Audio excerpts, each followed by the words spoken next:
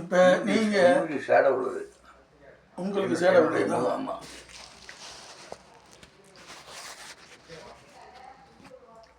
வேறு லைட்டு அவ்வளோ லைட்டா போடலாமா? இன்னும் லைட்டு இருக்குது, இதை ஆஃப் பண்ணிவிட்டு அதை போடலாம். இப்போ பாருங்க, இது டார்க்காக இருக்குது. ரொம்ப டார்க்காக இருக்கா? இப்போ தெரியுது எவ்வளோ தெரியுது. இருந்தாலும் இந்த லைட்டு ஃபோக்கஸ். நீங்கள் இங்கே உட்காருங்க. ஐயோ, நீங்கள் உட்காருங்க. எப்படி வருது?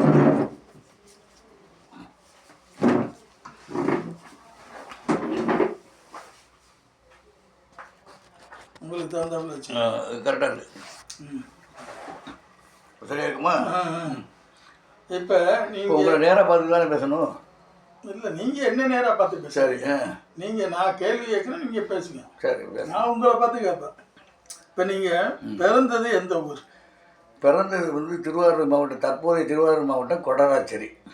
எனக்கு வந்து உங்களை வந்து நான் சங்கத்தில் பார்த்தேன், ஓய்வூதிய சங்கத்தில். ஆனால் எல்லாம் கவிஞர் ராமதாஸ் அப்படின்னு சொன்னாங்க.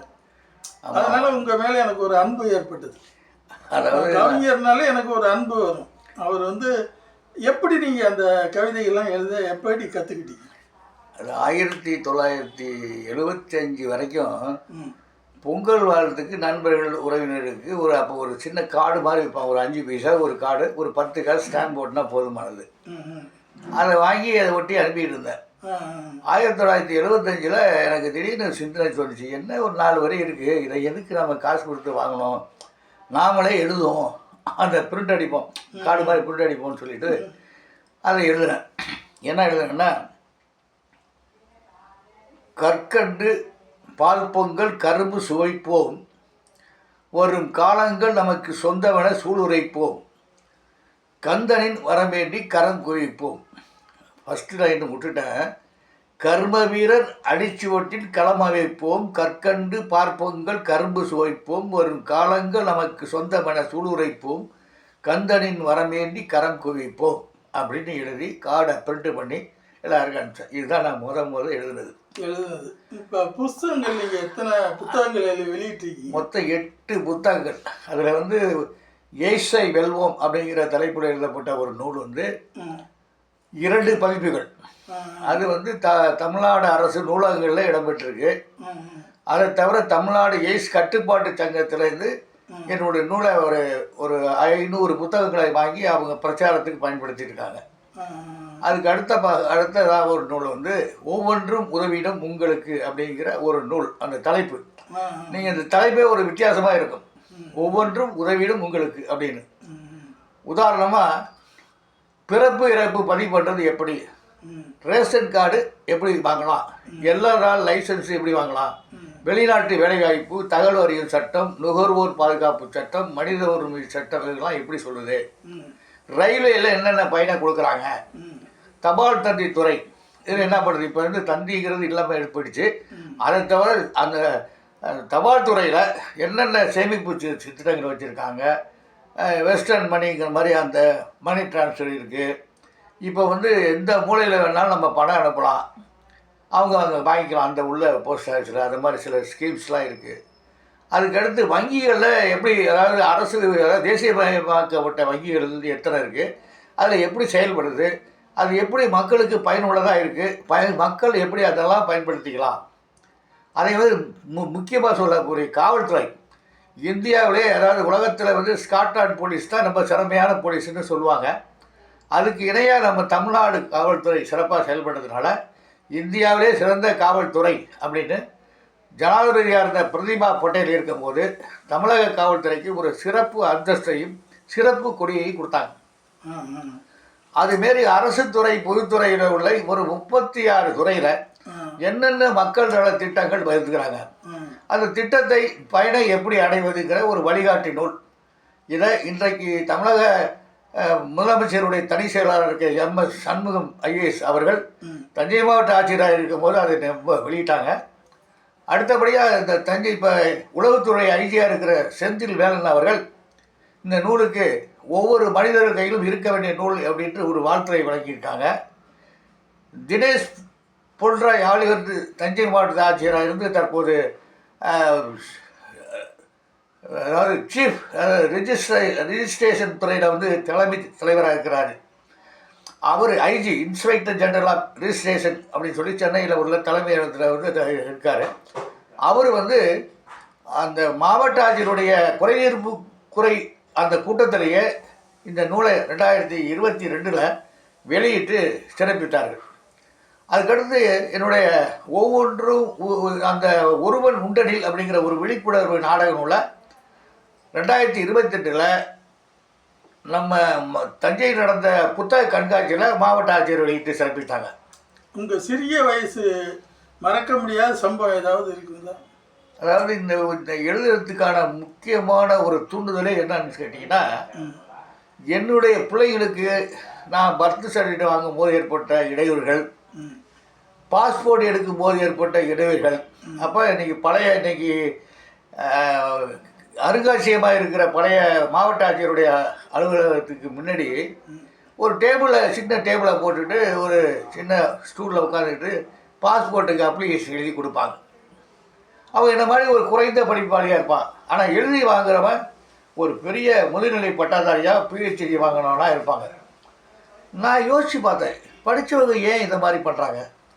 அவங்களுக்கு ஏன் எல்லாமே வாய்ப்பு இருக்குதே, ஆன்லைனில் பண்ணலாமே, ஏன் செய்யலை அப்படிங்கிறத பற்றி யோசித்து அதுக்கு அடுத்தபடியாக சென்னையில் என்னுடைய பையனுக்கு ரேஷன் கார்டு இங்கே தஞ்சாவூர்லேருந்து டிரான்ஸ்ஃபர் சர்டிஃபிகேட் வாங்கிட்டு போயிட்டான். அங்கே போய் கார்டு வாங்குறதுக்கு போகும்போது பார்த்தீங்கன்னா அந்த அலுவலகத்தில் ஒரு வித்தியாசமான ஒரு பலகையை பார்த்தேன். 2 நாளில் பெயர் மாற்றம், 1 வாரத்தில் பெயர் சேர்க்கிறது, 3 நாளில் பெயர் நீக்கம் அப்படின்னு ஒவ்வொரு செயல்பாட்டுக்கும் ஒரு டைம் லிமிட் பண்ணி போர்டு பார்த்தேன். ஒரு வித்தியாசமாக இந்த ஆஃபீஸ் இருக்கு அப்படி. ஆனால் அதே நேரத்தில் வெளியில் பெரிய ஏஜென்சி, ஒரு தனித்தனி ஏஜென்சி இயங்கிட்டு இருக்கு. காரணம், எல்லாருமே இந்த சாஃப்ட்வேரில் இருக்கிறதுனால அவங்களுக்கு நேரம் கிடைக்காதனால எப்படியோ தனக்கு ரேஷன் கார்டு வேணும், பேரை சேர்க்கணும் அல்லது பேரை நீக்கணும், அதுக்காக இடைத்தரகர்களை அணுகி 500, 1000, 2000 வரைக்கும் பேரங்கள் நடந்துக்கிட்டு தான் இருக்குது அந்த அலுவலகத்துக்கு வெளியில்.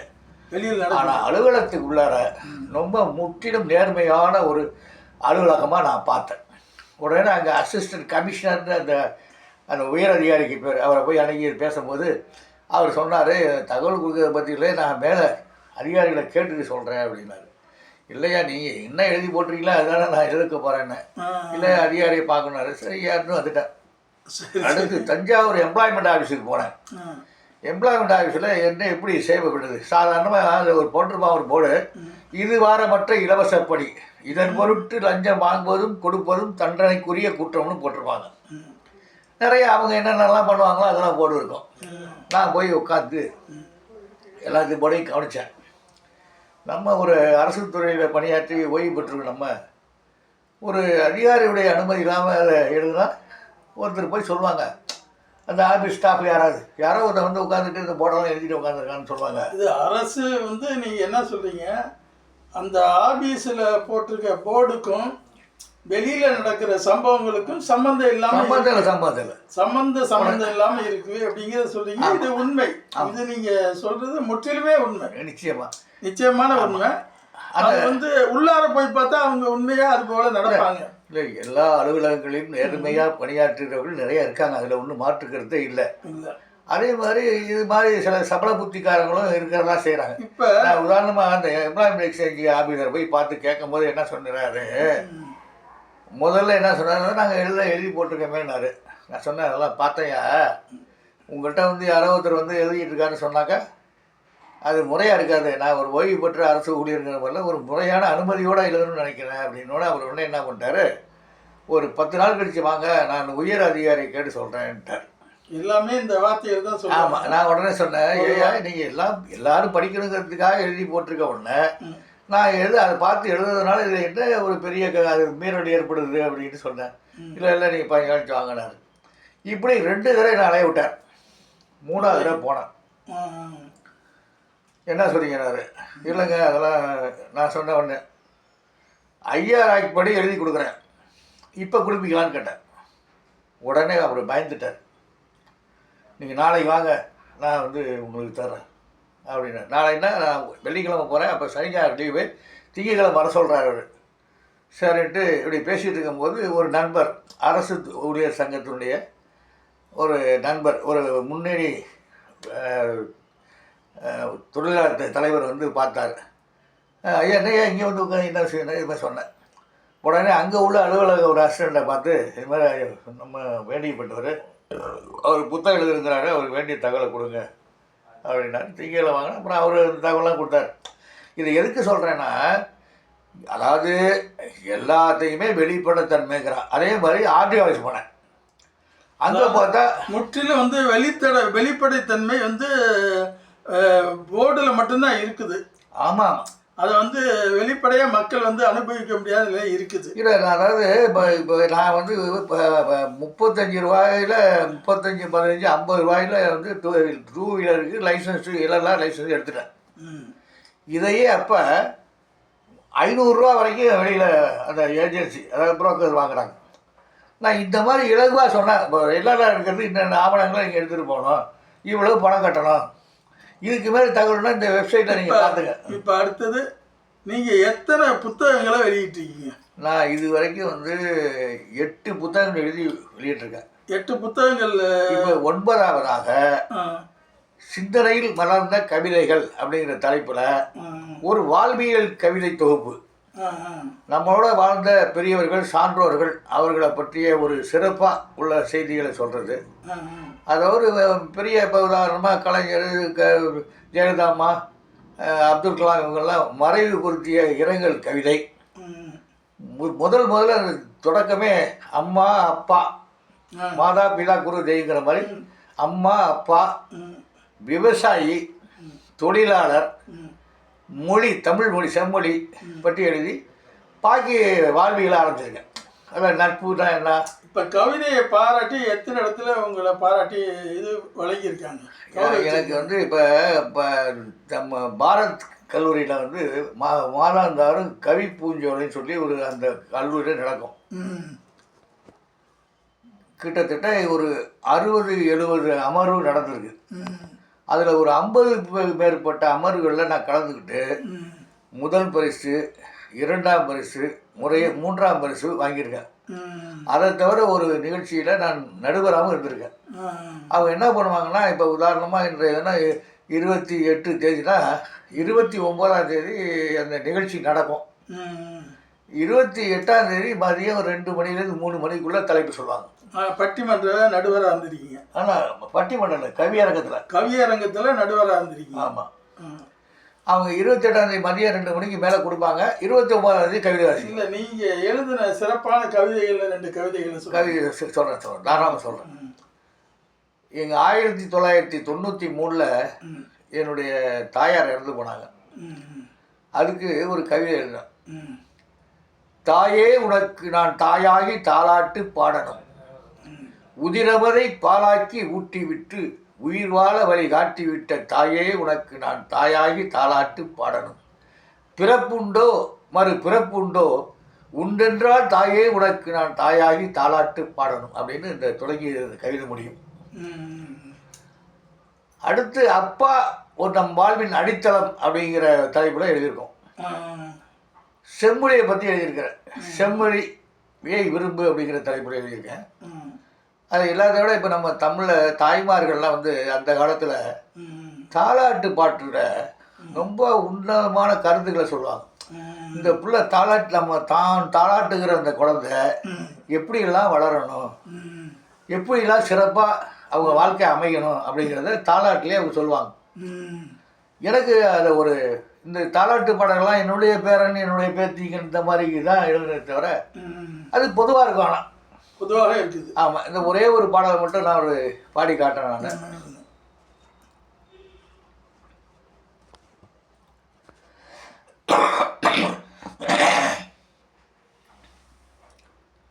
தங்கமணி வைரமணி தவழ்ந்து வரும் நிலவேணி,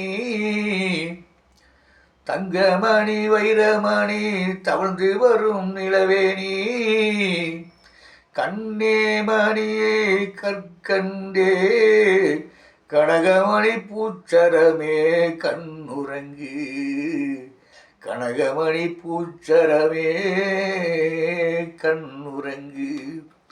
தங்கமணி வைரமணி தவழ்ந்து வரும் நிலவேணி கண்ணே மணியே கற்கண்டே கனகமணி பூச்சரமே கண்ணுறங்கு கனகமணி பூச்சரமே கண்ணுறங்கு மண்ணே வியக்கும் மாதவமே மண்ணே வியக்கும் மாதவமே மலரே குறிஞ்சி மலரே மண்ணாள பிறந்தவரே மாலையாய் தொடுத்த நவரத்தினமே ஆராரோ ஆரிரரோ ஆராரோ ஆரிரரோ ஆராரோ ஆரிரரோ பாலூட்டி சோறூட்டி பாசத்தை காட்டி தமிழால் இன்பம் தருவேன் முன்கூட்டி ஆராரோ ஆரிரரோ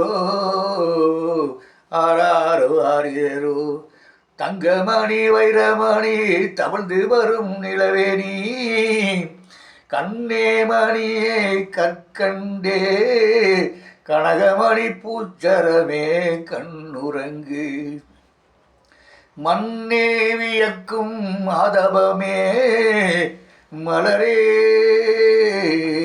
குறிஞ்சி மலரே மண்ணால பிறந்தவளே மலையாய் தொடுத்த நவரத்தினமே ஆராரோ ஆரிரரோ ஆராரோ ஆரிரரோ ஆராரோ ஆரிரரோ உயர்கல்வி பயின்று உரையே ஆட்சி செய்யணும் உயர்கல்வி பயின்று உரையே ஆட்சி செய்யணும் கலாச்சாரம் பண்பாட்டை கண்ணிமையை காக்கணும் ஆராரோ ஆரிரரோ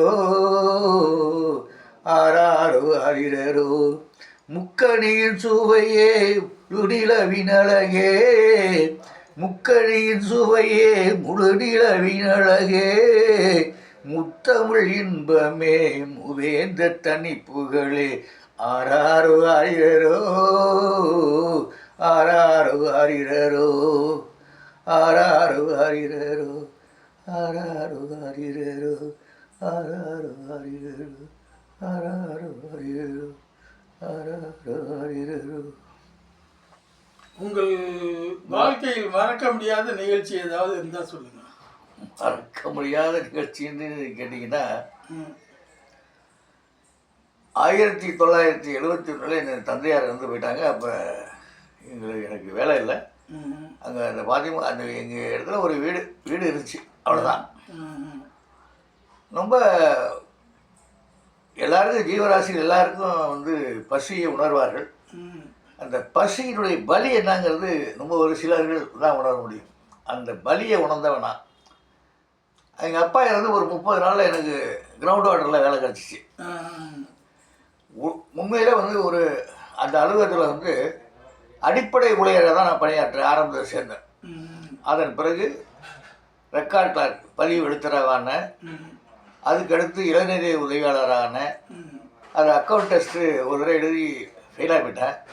மறுதடவை 2 எழுதி ஒரே அட்டம்ல பாஸ் பண்ணேன். அசிஸ்டண்ட் ஆனேன். என்னுடைய சர்வீஸில் வந்து சூப்பர்டாக நான் ரிட்டையர் ஆகிருக்கணும். ஆனால் என்னோடய டேட் ஆஃப் பர்த் என்ன பண்ணிட்டாங்கன்னா 17 மாதம் கூடுதலாக கொடுத்துட்டாங்க. அதனால் அதாவது 7/10/48 கொடுத்துட்டாங்க. அப்போ எல்லாம் வந்து பள்ளிக்கூடம் சேர்க்கும் போது அந்த காரண தொடர்ந்து சொல்லி கொடுத்துறது, இந்த வைரத்தை பார்த்து வாத்தியாராக போடுறது தான், அவ்வளோதான். அதனால் அந்த வாய்ப்பு குறைஞ்சி போச்சு. அதுக்கு பிற்பாடு எனக்கு 2 பையன் ஒரு பொண்ணு.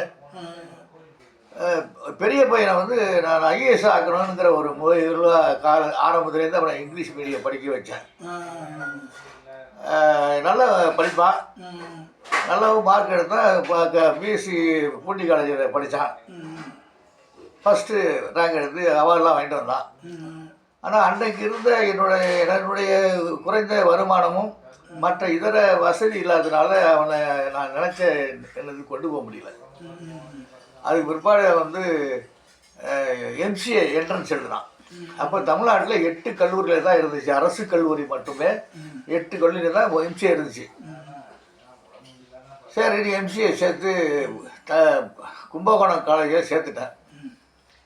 சேர்த்த பிற்பாடு பிரசிடென்சி காலேஜிலேருந்து தகவல் இருந்துச்சு. பையன் எனக்கு கேட்டான், இல்லைப்பா எல்லாமே கவர்மெண்ட் காலேஜ், ரெண்டுமே அட்டானமஸ் தான் அப்படின்னு சொல்லி இந்த காலேஜுக்கு ஃபீஸ் கட்டி, ஒரு செமஸ்டர் ஃபீஸ் கட்டி காலேஜுக்கு போயிட்டு இருந்தான். 10 ரூபா பணம் கொடுத்து அனுப்பிச்சோம்னா திரும்பி மறுநாள் கேட்டோம்னா அதை அப்படியே இருக்குப்பாம்மா, செலவு பண்ண மாட்டான். ரொம்ப நல்ல பையன். இப்போ அவர் சாஃப்ட்வேரில் ஒரு ப்ராஜெக்ட் மேனேஜராக இருக்கார். அவருக்கு 2 பசங்க இருக்காங்க. இது முடிச்சிடறாங்க. அதுக்கடுத்து பிரசிடென்சி காலேஜில் வந்தோடனே எல்லா பசங்கள்லாம் போய் அவர் கிட்ட போயிட்டாங்க. என்னடா நீ டவுன் சிட்டி காலேஜில் இடம் கட்டி நீ இங்கே போய் படிக்கிற கும்பகோணத்துலன்னொன்னே ஒரு நாள் அவங்க அம்மா சொல்லி அழுதுருக்கான். நான் ஒரு 8:30 மணிக்கு தான் அலுவலகத்துலேருந்து போனேன். நீங்கள் வந்து மறக்க முடியாத சரி சொன்னீங்கல்ல, அதனால் சொல்கிறேன் இந்த இதை. ஆக எங்கள்கிட்ட சரி வந்து கேட்டால் என்ன, எப்பா இது முதல்ல சொல்லியிருந்தா பரவாயில்லையே, அவன் பேரில் ஒரு 25,000 ரூபா கனரா பேங்க்கில் இருக்குது, அந்த பணத்தை எடுத்து வச்சுருக்கலாம், எனக்கு தகவல் சொல்லியிருக்கலாம், நீ இப்போ சொல்கிறியப்பா அப்படின்னு சொல்லிட்டு, சரி பரவாயில்ல அதனால் என்னப்பா நம்ம போகணும் அவ்வளோதானே அப்படின்னு கேட்கும்போது, எங்கள்கிட்ட இருக்கிற இது என்னென்னா ரெசிடென்சி காலேஜில் வந்து ஒரு இன்டர்வியூ கார்டு அதுதான் இருக்குது. வேறு டாக்குமெண்ட்லாம் தான் பூனை காலேஜில் கொடுத்தாச்சு. நேராக ஒரு நண்பர்கிட்ட போனேன், ஜெரபியம் சொல்லிட்டு நம்ம நண்பர், அவர்கிட்ட இதே மாதிரி சொன்னேன். எனக்கு ஒரு 5,000 பணம் கொடுங்கன்னு கொடுத்தாரு. உடனே ஃபோன் பண்ணி டிடிசியில் ஒரு நண்பர் ஒருத்தருக்கார், அவர்கிட்ட சொல்லி 2 டிக்கெட்டு கொஞ்சம் ரெடி பண்ணி வைங்கன்னு சொல்லிவிட்டு எங்கள் ஆஃபீஸுக்கு தகவல் கொடுக்குறதுக்கு ஹெச்டி ஃபோன் பண்ணி நாளைக்கு லீவுன்னு சொல்லின்னு சொல்லிட்டேன். சொல்லிவிட்டு மெட்ராஸில் ஒரு டெக்னிக்கல் சூப்பரண்ட் ஒருத்தர் இருந்தார், அவருக்கு ஃபோன் பண்ணி இந்த மாதிரி வர்றோம் கொஞ்சம் பாருங்கள், அந்த இன்சார்ஜ் அந்த கட்டடத்துக்கு மெயின்டெனன்ஸுக்கு ஏஐகிட்ட தகவலை சொல்லுங்கன்னு சொல்லியிருந்தேன். சரி சொல்கிறேன்னாரு. அதோட சக்கரவர்த்தின்னு அது சூப்பர்ண்டு நைட்டு வண்டியை பிடிச்சி நேராக போய் கீழே, அப்போ பிராட்வே தான் பஸ் ஸ்டாண்டு, ஹைகோர்ட் பக்கத்தில் பிராட்வே தான். நேராக போய் டிஃபன் சாப்பிட்டு அங்கேருந்து வாக்கிங்கே நாங்கள் சேகப்பாக்கம் போயிட்டோம். போய் பிரசிடென்சி காலேஜ் வைத்தாவில் ஒரு பார்க்கில் உட்கார்ந்தோம். அப்போ அவன் ஒரு மாதிரி அவன் சிட்டி காலேஜில் படிக்கிற ஒரு இதில் இருக்கான். நம்ம என்னடா அந்த பிள்ளைங்க கொண்டு விட்டுட்டு என்ன பண்ணுறது, ஹாஸ்டலு நிறைய பிரச்சனை இருக்குல்ல. ஆமாம் ஆமாம். நம்ம வருமானத்தில் இதெல்லாம் என்னடா பண்ணுறது, பையன் அப்படி ஆசைப்படுறான்னு நினச்சிட்டு உட்காந்துருக்கும் போது ஒருத்தர் போனார். அவரை கேட்டு, சார் வணக்கம் சார், இந்த காலேஜ் எப்படி சார் எப்படி இருக்கும்னு